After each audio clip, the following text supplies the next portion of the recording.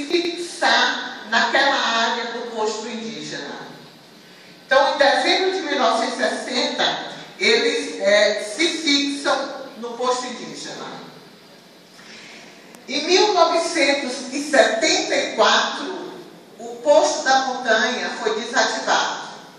Por quê?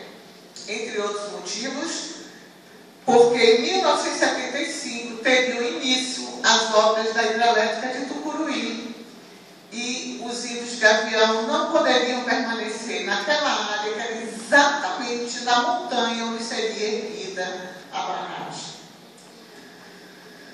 Em 1976, a Eletronorte enviou um ofício à montanha, aos índios da montanha, pedindo para desocupar a área dentro de 15 dias, afirmando então que a área pertencia à aeronáutica.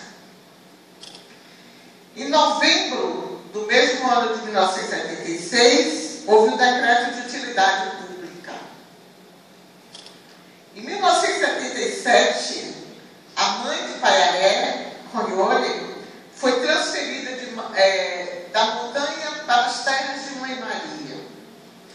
E Paiaré, internado no hospital de Tucuruí com pneumonia, assinou um documento levado pelo advogado da FUNAI, aceitando uma indenização na época de 7.000 cruzeiros.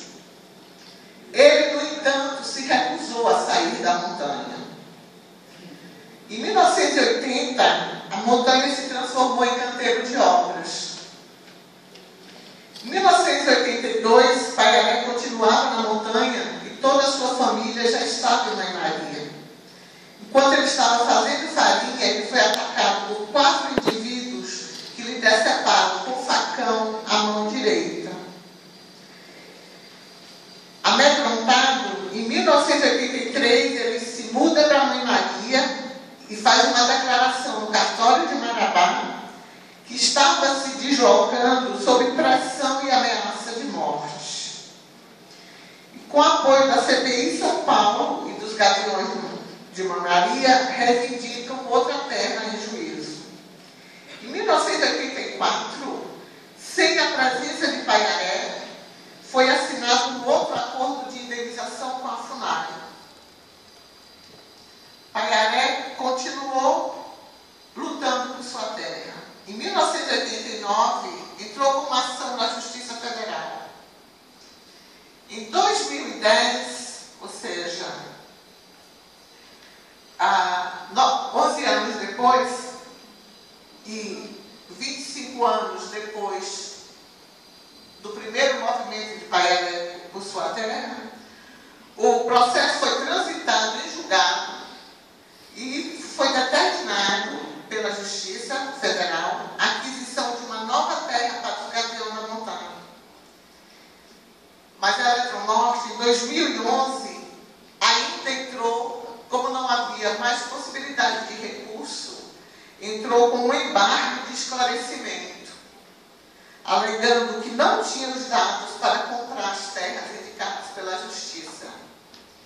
Em 2012, consta a última movimentação do processo na página do TRF1. O processo, a ordem ainda não foi cumprida.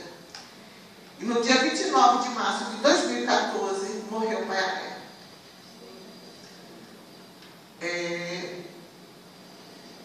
Com essa homenagem, não quero chamar atenção apenas para a homenagem a Paiaré e a sua luta, mas, sobretudo, chamar atenção para o que subjaz ao caso de Paiaré e que se encontra em todos os grandes projetos instalados na Amazônia, de hidrelétricas e de mineração, desde os anos 70.